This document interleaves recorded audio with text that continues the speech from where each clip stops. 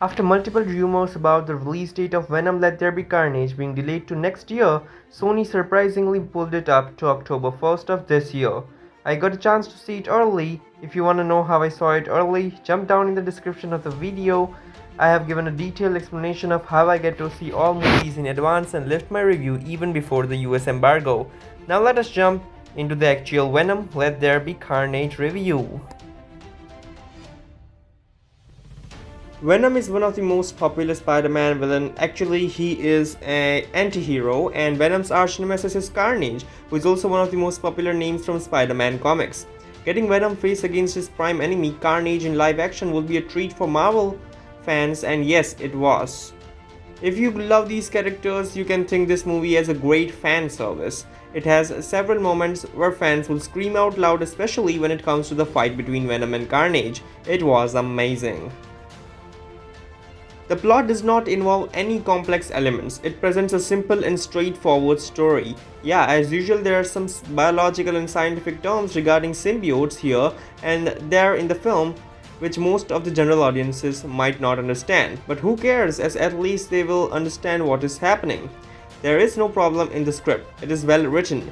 The plot was simple, as I said, but the plot execution was fast. It does not waste any time on unnecessary things. But I must say that it should have dived deep into a bit more character development. The fast pacing was an issue for me. It could have been moderately paced but fastly executed. Also, it felt really short due to its fast pacing and short runtime.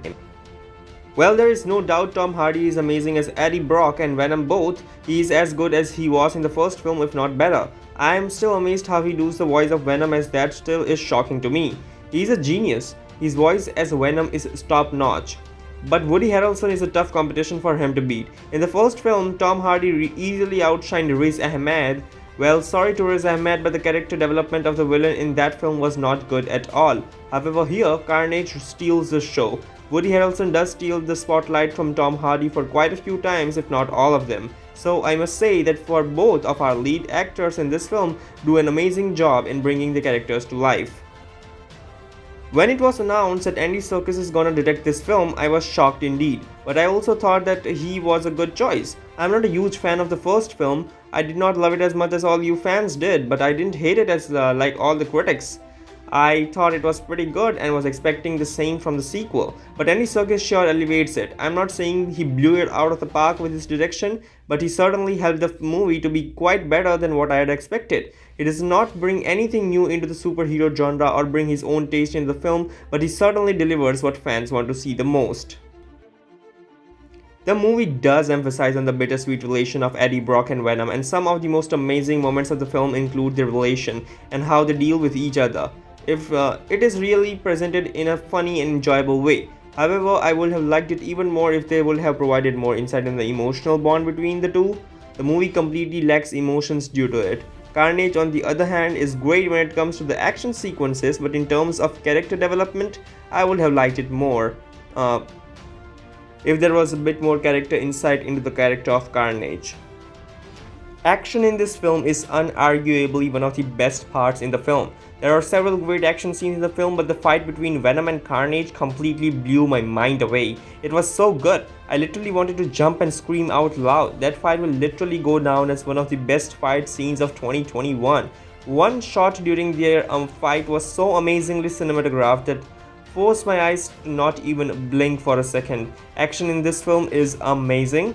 This is the one department where I am out of criticisms. Well, if you ask me the question that whether this movie should be PG-13 or R-rated, my answer will always be R. Come on, they are making a movie about Venom and Carnage and they didn't keep it rated R? I would have loved it so much if it pushed itself to that R rating and showing the fans the actual violence. Venom and Carnage were never created for kids. They are so violent. It is not like there are no violent scenes in the film. There are pretty so many gross scenes, but they keep themselves contained in limiting the violence to a certain point instead of letting it explode.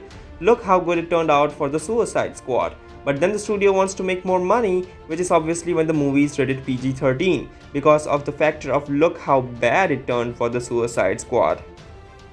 So overall, the film is fast-paced, having a simple plot, having great actors doing the role of some great comic book characters, and some really cool action. At the same time, it could have been paced a bit slowly, giving more time for character development, and it should have clearly been rated R. I would like to give Venom Let There Be Carnage a 7.6 out of 10.